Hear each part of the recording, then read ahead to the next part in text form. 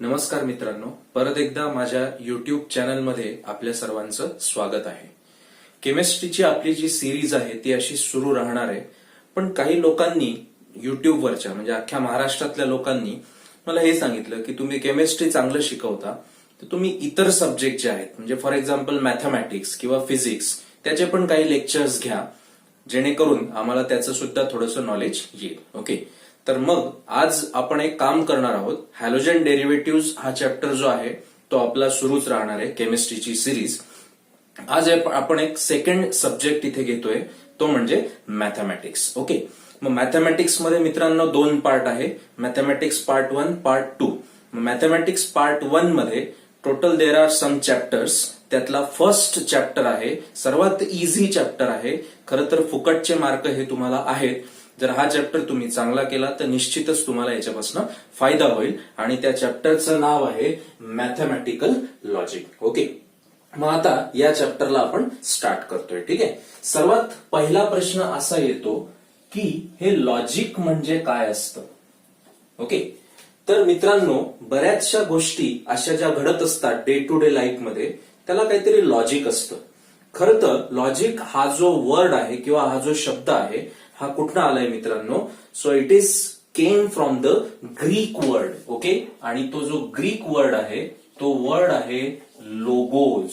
Okay, logos is a Greek word. Okay, Greek शब्द आहे, आणि या लोगोजचं जे मीनिंग आहे ते मीनिंग आहे रिझन. रिझन म्हणजे त्याला आपण म्हणू शकतो कारण, किंवा मराठीमध्ये शब्दशः मराठीमध्ये त्याला बोलतात तर्क. बरेच वेळेला आपण तर्क बांधतो की असं झालं तर तसं होईल, तसं झालं तर असं होईल. ओके, तर इथे रिझन म्हणजेच काय?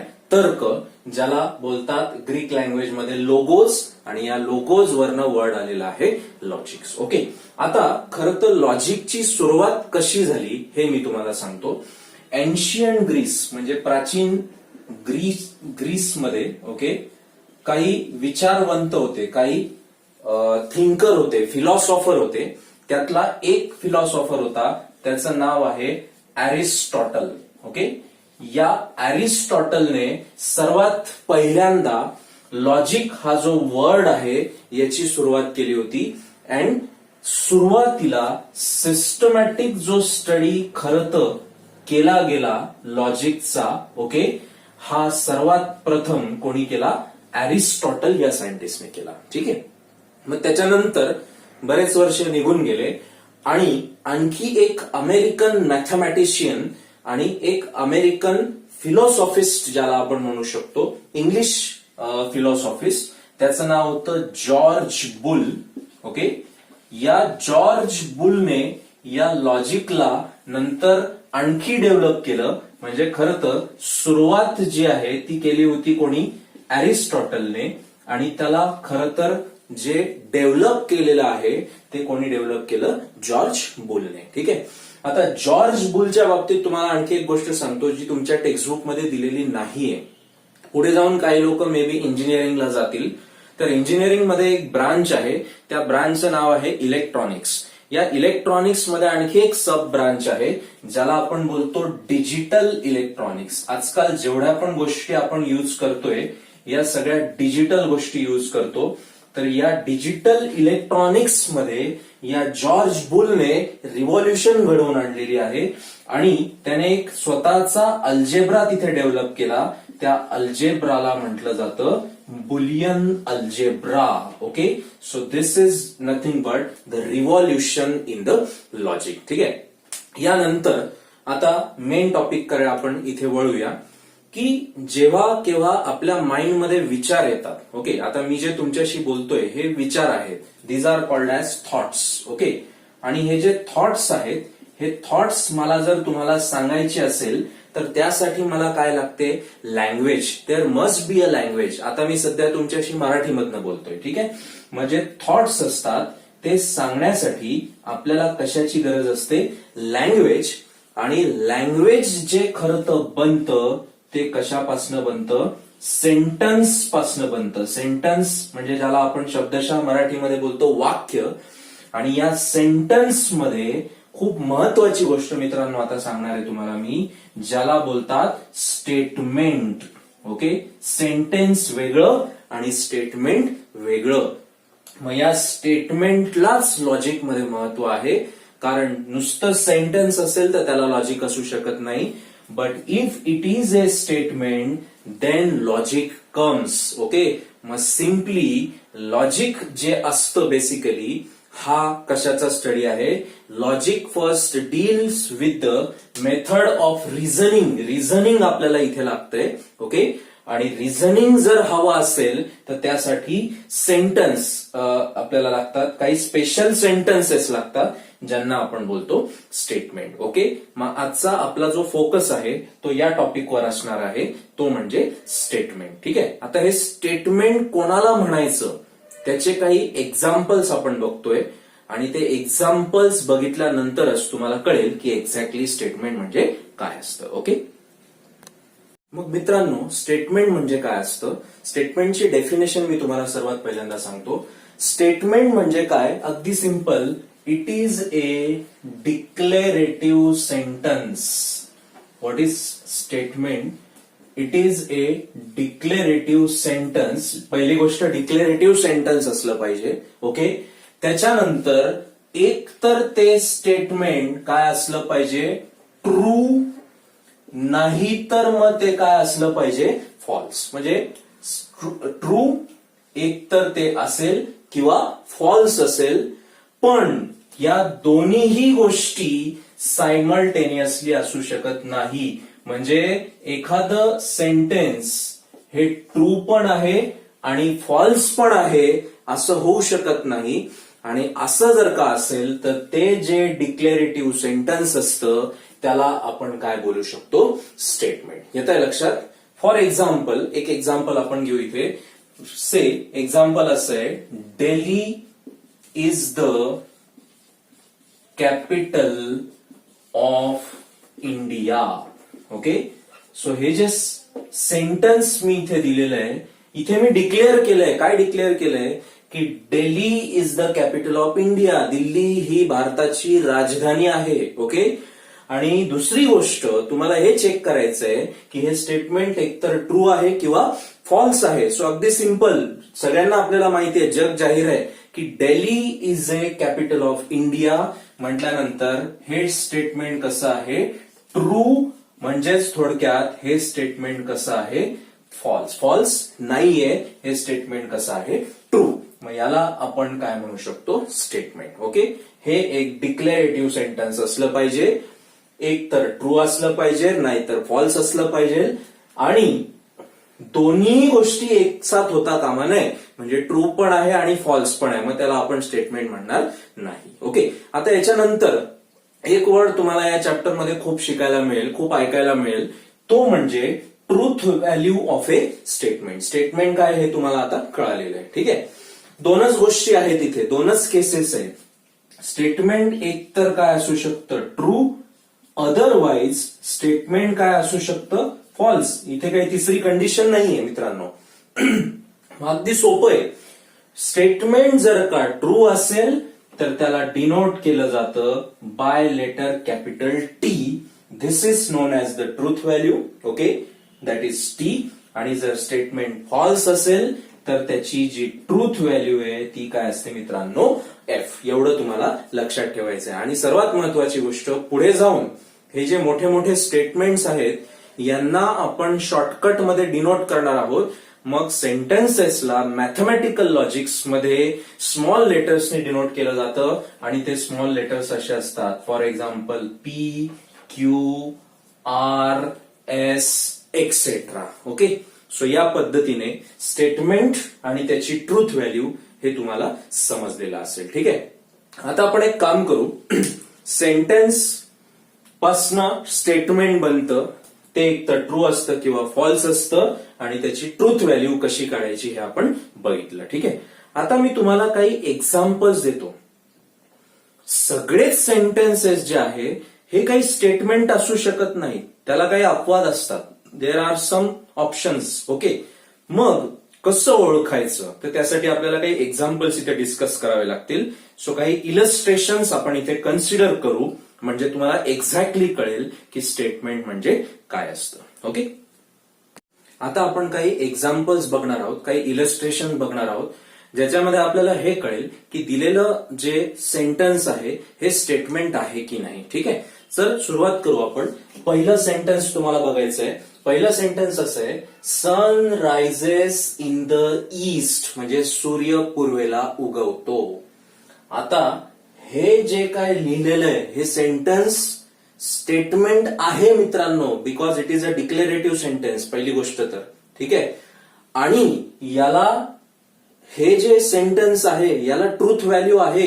It is a true statement. Okay, म्हणून सर्वात महत्वाची गोष्ट तर हे स्टेटमेंट आहे मित्रांनो, म्हणजेच याची ट्रूथ व्हॅल्यू काय येणार, टी. ठीक आहे, आता सेकंड आपण बघू.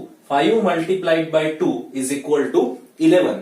आता हे मॅथमॅटिकल एक्सप्रेशन जरी असलं तरी सुद्धा इथे याला तुम्ही सेंटेन्स म्हणू शकता किंवा याला तुम्ही स्टेटमेंट म्हणू शकता, कारण तुम्ही डिक्लेअर करताय की 5 into 2 is equal to what, 11.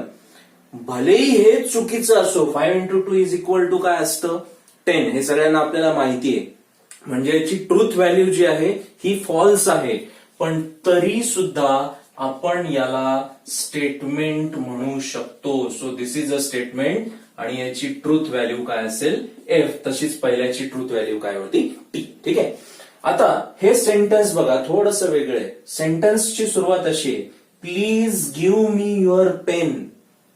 आता हे जे सेंटेन्स आहे basically it is not a statement. का बरं, कारण याच्यामध्ये प्लीज वर्ड आहे, प्लीज. आणि प्लीज म्हणजे इट्स अ रिक्वेस्ट. याच्यात तुम्ही ट्रूथ व्हॅल्यू डिसाइड करू शकता का, whether it is true or false? No, it is just what is this, please give me your pen. तू मला तुझा पेन देऊ शकतो का? ओके, रिक्वेस्ट केलेली आहे, त्याच्यामुळे अशा प्रकारचे जे सेंटेन्सेस असतात दे आर नॉट स्टेटमेंट. ठीक आहे, त्याच्यानंतर आणखी एक आपण सेंटेन्स बघू. पुढचं सेंटेन्स आहे, व्हॉट इज युअर नेम, आणि पुढे आहे क्वेश्चन मार्क. ओके, असं जे सेंटेन्स असतं या सेंटेन्सला इंग्लिशमध्ये बोललं जातं इंटरॉगेटिव्ह सेंटेन्स. इंटरॉगेटिव्ह म्हणजे मराठीमध्ये याला बोलतात प्रश्नार्थी वाक्य. प्रश्न विचारलाय की तुझं नाव काय आहे. आता याच्यात आपण ट्रूथ व्हॅल्यू डिसाइड करू शकतो का की ट्रू आहे का फॉल्स आहे? नाही मित्रांनो.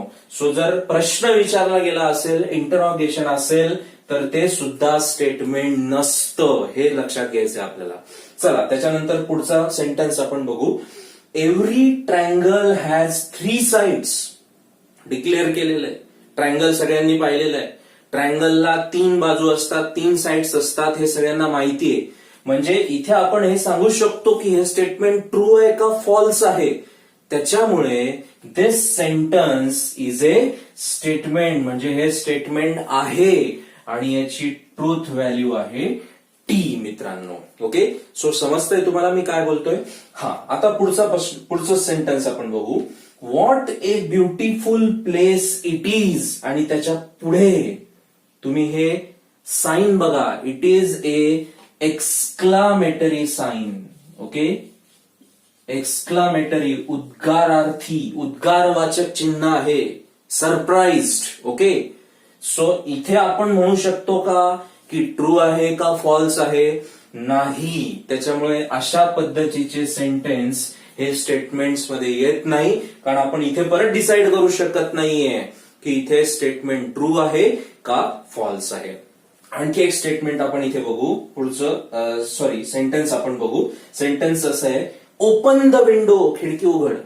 आता ही खिडकी उघड म्हटल्यानंतर हे जे सेंटेन्स आहे इथे ऍक्च्युली ऑर्डर दिली गेलेली आहे किंवा कमांड दिली गेलेली आहे. ओके, उघड.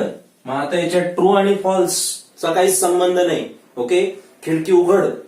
मग हे जे सेंटेन्स आहे मित्रांनो, हे सेंटेन्स स्टेटमेंट असू शकत नाही, because it is A order, it is A command. म्हणजे तुम्हाला आता एक गोष्ट इथे लक्षात घ्यायची आहे सर्वात महत्वाची, की जर सेंटेन्स मध्ये हे असे वाक्य आले, कुठले कुठले, request, okay, please give me your pen, please word आला. त्याच्यानंतर इंटरॉगेटिव्ह प्रश्नार्थक चिन्ह आलं, क्वेश्चन मार्क आला. त्याच्यानंतर एक्सक्लामेटरी मार्क आला. किंवा इम्परेटिव्ह टाईप ऑफ सेंटेन्सेस, आज्ञार्थी वाक्य आलं म्हणजे ऑर्डर किंवा कमांड दिली गेलेली आहे. जर या पद्धतीचे सेंटेन्सेस असतील तर they are not called as a statement. तर तुम्हाला स्टेटमेंट म्हणजे काय असतं बेसिकली हे कळालेलं असेल. ठीक आहे. आणखी एक 2-4 एक्झाम्पल मी तुम्हाला इथे देतोय. टोटल 4 एक्झाम्पल देतो. ते सुद्धा आपल्याला असं वाटतं की हे स्टेटमेंट आहेत, but they are not statement. Okay. ती तिसरी कॅटेगरी आहे. They are called as open sentences. ठीक आहे. तर ते आपण इथे बघू. मित्रांनो, आता काही असे सेंटेन्सेस आपण बघणार आहोत जे खरं तर आपल्याला स्टेटमेंट वाटतात पण ते स्टेटमेंट नाही आहेत. ओके. यातलं पहिलं एक्झाम्पल इथे मी दिलेलं आहे. 3x divided by 2 -9 is equal to 0. ठीक आहे. आपण एक काम करू, याला सॉल्व्ह करू. -9 तिकडे गेल्यावर होईल plus. So 3x divide by 2 is equals to what 9.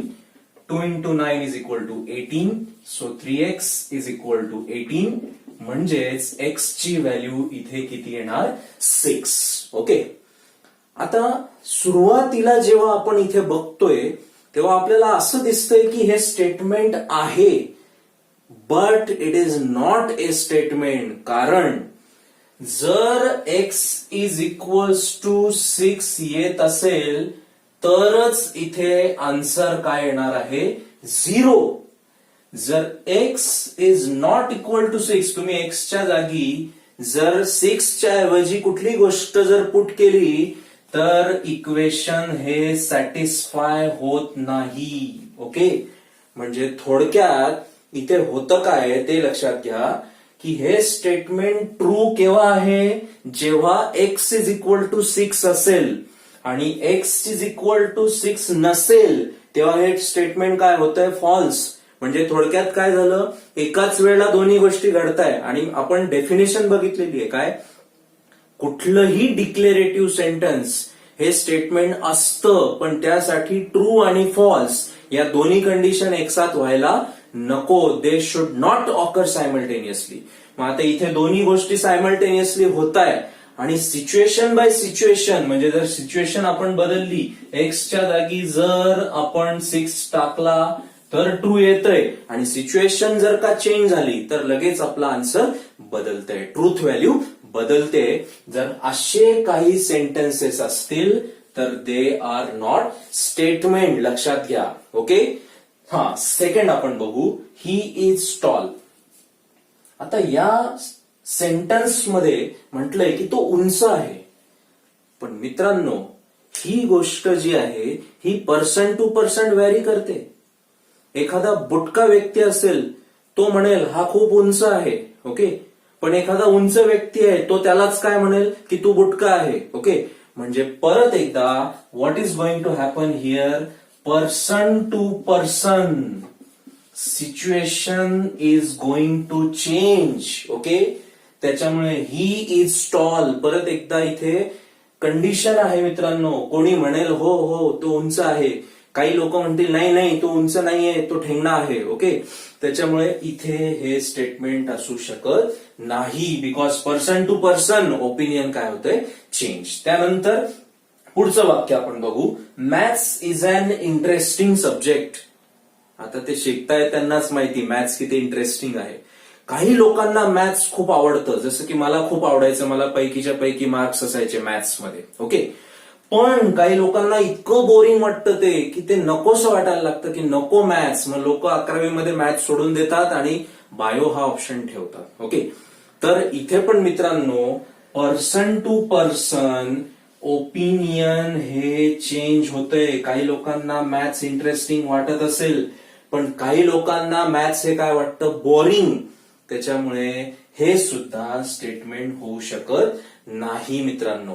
आणि एक लास्ट सेंटेन्सेस आपण बघू इथे. Last, it is black in colour. वाक्य बघा, it is black in colour. एखादा म्हणेल नाही नाही नाही नाही ब्लॅक नाहीये, तो खोटा बोलेल. It is grey in colour. एखादा म्हणेल no it is blue in colour. म्हणजे वाक्य पाहिल्यावर आपण तुम्ही सांगू शकत नाही की हे वाक्य ट्रू आहे का फॉल्स आहे. म्हणजे परत एकदा situation is changing by person to person, means opinion is changing person to person, म्हणून हे सुद्धा सेंटेन्स स्टेटमेंट असू शकत नाही. पण मग यांना आपण स्टेटमेंट नाही म्हणायचं तर मग काय म्हणायचं, तर यांना एक स्पेशल नाव दिलं जातं मित्रांनो. जे person to person sentences change होतात त्यांना आपण म्हणू शकतो ओपन सेंटेन्सेस. काय बोलतात त्याला? Open sentences. Okay, so these are nothing but open sentences, जे थोडेसे अपवादात्मक होते. हे 4 एक्झाम्पल्स आता मी तुम्हाला दिले. होप तुम्हाला स्टेटमेंट काय असतं हे कळालं असेल. ओके, आणि त्याची ट्रूथ व्हॅल्यू काय असतं हे कळालं असेल. ठीक आहे, आता आपल्याला एक काम करायचंय. तुमच्या टेक्स्टबुक मध्ये स्टेटमेंट काय हे सगळ्यांना समजलेलं आहे. टेक्स्टबुक मध्ये काही एक्सरसाइजेस दिलेले आहेत, सॉल्व्ड एक्झाम्पल्स आहेत, तर ते आपल्याला आता काय करायचे, इथे सॉल्व्ह करायचे आहेत. ठीक आहे, तर बोर्डवरती आता इथे मी काही सेंटेन्सेस तुम्हाला दाखवणार आहोत. ओके, दाखवणार आहे. तर आपल्याला आयडेंटिफाय करायचंय की हे सेंटेन्सेस स्टेटमेंट आहेत की नाही, पहिली गोष्ट. आणि दुसरी गोष्ट, मग सेंटेन्स हे जर स्टेटमेंट असतील तर मग त्यांच्या ट्रूथ व्हॅल्यू काय आहे, म्हणजे either they are true or they are false. Okay, so बोर्डवरती आपण आता बघू.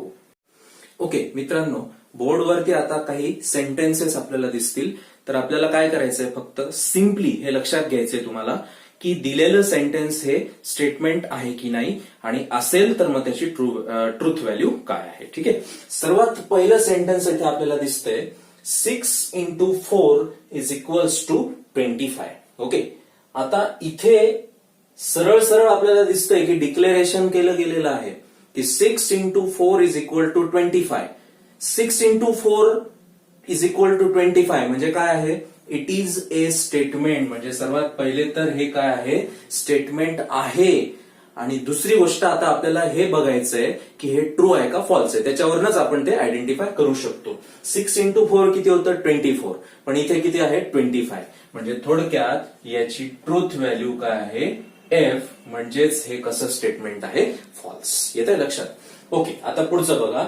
व्हॉट आर यू डुईंग, पुढे काय आलेलं आहे, क्वेश्चन मार्क. मगाशीच बोललोय, क्वेश्चन मार्क आला की समजून घ्यायचं ते कुठलं सेंटेन्स आहे. It is interrogative kind of sentence, आणि interrogative kind of sentence is not coming in the category of sentence, त्याच्यामुळे हे सेंटेन्स मध्ये येणार नाही. ठीक आहे, तिसरं आपण बघू.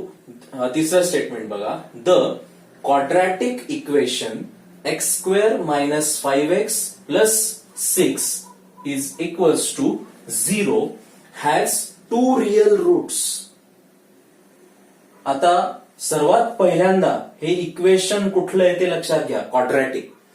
क्वाड्रॅटिक इक्वेशन म्हणजे डिग्री 2, म्हणजे त्याचे 2 रूट येणार. ओके, आणि जर आपण याला सॉल्व्ह केलं तर 100% याला 2 रूट आहे, आणि ते दोन्ही रूट कसे आहेत, रिअल रूट्स आहेत. These are not imaginary. 2 टाईपचे नंबर असतात, रिअल आणि इमॅजिनरी. तर इथे रिअल नंबर्स येत आहे, म्हणजे थोडक्यात हे एकतर डिक्लेरेशन आहे, म्हणजेच थोडक्यात हे स्टेटमेंट कसं आहे, ट्रू आहे. म्हणून इट इज अ स्टेटमेंट, आणि याची जी ट्रूथ व्हॅल्यू आहे ती काय येणार, ट्रू येणार. ठीक आहे, त्याच्यानंतर पुढचं स्टेटमेंट बघा. Please sit down. Please sit down म्हणजे it is a kind of request. Request केली गेलेली आहे, आणि मगाशीच बोललो मी की request, interrogation, exclamation, command, order हे जर का येत असेल तर these are not coming under the category of sentence. ठीक आहे, पुढचं स्टेटमेंट बघा. The moon revolves around the earth. Yes, it is a true. बरोबर की नाही, चंद्र हा सूर्याभोवती फिरतोय, बरोबर आहे. सो आपण ठरवू शकतोय की इट इज ट्रू, म्हणजेच हे सेंटेन्स आहे, आणि याची ट्रूथ व्हॅल्यू येणार true, because it is a true statement. ठीक आहे, त्याच्यानंतर बघा. He is honest. तो प्रामाणिक आहे. जरुरी नाही ना, एखादा म्हणेल की तो प्रामाणिक आहे, पण दुसऱ्याला एखाद्याला त्याचा अनुभव जर चांगला आलेला नसेल, त्यांनी त्याला फसवलं असेल, तर तो कधीच म्हणणार नाही ही इज ऑनेस्ट किंवा तो प्रामाणिक आहे. म्हणजे इथे काय होतंय की ओपिनियन जे आहे ते पर्सन टू पर्सन काय होत जातंय, इट व्हॅरीज. ओके, आणि जर असं होत असेल तर it is not a statement, it is A open sentence, लक्षात ठेवा. ठीक आहे. आणि एक लास्ट स्टेटमेंट इथे दिलंय, द स्क्वेअर, लास्ट सेंटेन्स दिलेलं आहे, sorry, the square root of a prime number is a prime number. पहिले तर प्राईम नंबर काय हेच माहिती पाहिजे आपल्याला. प्राईम नंबर म्हणजे काय असतं मित्रांनो, असा नंबर ज्याला एकतर डिवाइड होतं कशाने, 1 ने, आणि नाही तर मग इटसेल्फ म्हणजे त्याच नंबरने जर आपण त्याला डिवाइड करू शकलो, आयदर 1 और the number itself is known as prime number. मग प्राईम नंबर कोणते बघा इथे सांगतोय मी तुम्हाला. पहिला प्राईम नंबर आहे 2, दुसरा प्राईम नंबर आहे 3, तिसरा आहे 5, then 7, then 11, then 13, okay, then 17, then 19, okay. त्याच्यानंतर 21 नाहीये, 23, सो ऑन, असे मग पुढे बरेच आहे. ओके. प्रश्न काय आहे बघा, किंवा सेंटेन्स कसं आहे, square root of a prime number is a prime number. पहिली गोष्ट, या कॅटेगरीमध्ये तुम्ही बघा, तुम्हाला एक पण नंबर हा स्क्वेअर दिसणार नाही. स्क्वेअर हे सुरुवात होतात 1 पासनं, 1, 4, 9, 16, 25, ओके. त्याच्यानंतर 36, हे स्क्वेअर नंबर्स आहेत. तर इथे कुठे स्क्वेअर नंबर दिसताय का तुम्हाला? नाही. मग यांचे हे स्क्वेअर नंबरच नाही, तर यांचे जे स्क्वेअर रूट आहे ते कुठनं प्राईम नंबर येतील? येऊ शकतं का? नाही. ओके. सो हे स्टेटमेंट आहे खरं, okay, this is a statement, but हे ट्रू नाहीये. त्याच्यामुळे याची ट्रूथ व्हॅल्यू जी आहे ती काय येणार? एफ, म्हणजे फॉल्स. ठीक आहे. होप सो की लॉजिक काय असतं, ठीक आहे, स्टेटमेंट काय असतं, स्टेटमेंट कसं ओळखायचं आणि त्याची ट्रूथ व्हॅल्यू काय असते हे तुम्हाला आज समजलेलं असावं. ठीक आहे. आजच्या लेक्चरमध्ये आपल्याला इथेच थांबायचं आहे. पुढचं जे लेक्चर आपलं राहील त्यामध्ये आपण काही नवीन गोष्टी शिकणार आहोत लॉजिकच्या बाबतीत. अतिशय इझी चॅप्टर आहे. तुम्ही जर फक्त मी जे सांगितलं त्या स्टेप फॉलो केल्या तर तुम्हाला आउट ऑफ मार्क्स याच्यामध्ये मिळू शकतात. ओके. तर आजच्यासाठी एवढंच. ज्या लोकांनी माझं चॅनल सबस्क्राईब केलेलं नसेल त्यांनी तात्काळ ते सबस्क्राईब करून घ्या. आणि काही सजेशन्स जर तुमचे असतील तर ते सजेशन्स मला तुम्ही सेंड करू शकता. माझा जो व्हॉट्सअपचा नंबर आहे तो मी तुम्हाला लिंक मध्ये प्रोव्हाइड करतो आहे. ठीक आहे. त्याच्यावर पण तुम्ही मला सजेशन्स पाठवू शकता. Okay. Still then have a nice day. Thanks a lot.